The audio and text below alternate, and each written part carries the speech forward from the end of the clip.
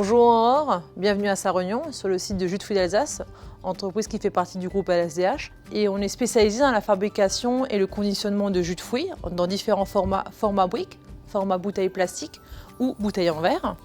Je suis Stéphanie Materne et c'est moi qui vais répondre à toutes vos questions.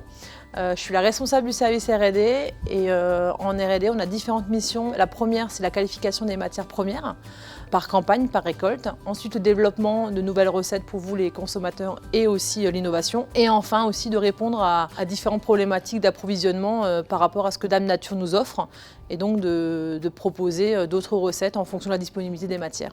Bonjour Stéphanie, je suis ravie d'être ici. Je voulais vous remercier pour votre accueil sur votre site. Je me pose beaucoup de questions sur les jus de fruits et notamment sur l'aspect vitamine. Je pense pouvoir y répondre. Je vais d'abord vous expliquer qu'est-ce que c'est un jus de fruits. Donc c'est un process le plus simple. Premièrement, il y a la récolte du fruit. Ensuite, il va y avoir un pré-lavage des fruits, une action de pressurage et ensuite une stabilisation via un traitement thermique. Et enfin le conditionnement pour que vous puissiez l'acheter dans vos linéaires. C'est justement la stabilisation qui me questionne. Est-ce que vous pouvez m'en dire un peu plus? Alors sur JFA, on a un traitement de stabilisation qui est un traitement thermique, appelé communément la pasteurisation.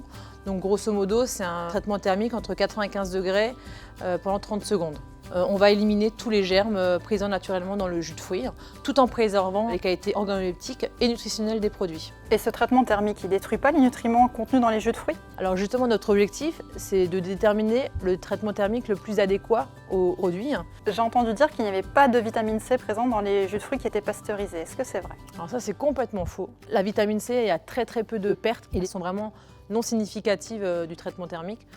À peu près, pour avoir un ordre d'idée, sur un jus d'orange, un verre de jus d'orange contribue à 70% des apports recommandés en vitamine C. Mais comment pouvez-vous garantir ça? Alors premièrement, déjà, toutes nos matières premières sont analysées à réception sur les différentes spécifications, dont la vitamine C dans le cas de l'orange.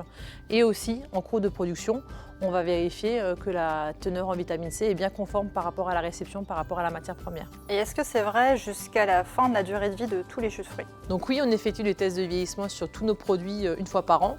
On va contrôler tout au long de la durée de vie du produit les qualités organoleptiques et nutritionnelles et mesurer la vitamine C afin de s'assurer qu'elle est bien conforme par rapport à la teneur étiquetée sur l'étiquette. J'aurais juste une dernière question. Est-ce que vous pouvez m'assurer qu'il n'y a pas d'ajout de sucre, d'eau, de conservateur ou de colorant dans les jus de fruits?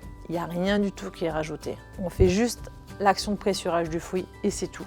Pas plus et pas moins. Merci beaucoup pour toutes ces informations, j'y vois beaucoup plus clair maintenant. Comme quoi, parfois on en fait tout un monde de pas grand-chose. Merci, à bientôt, au revoir.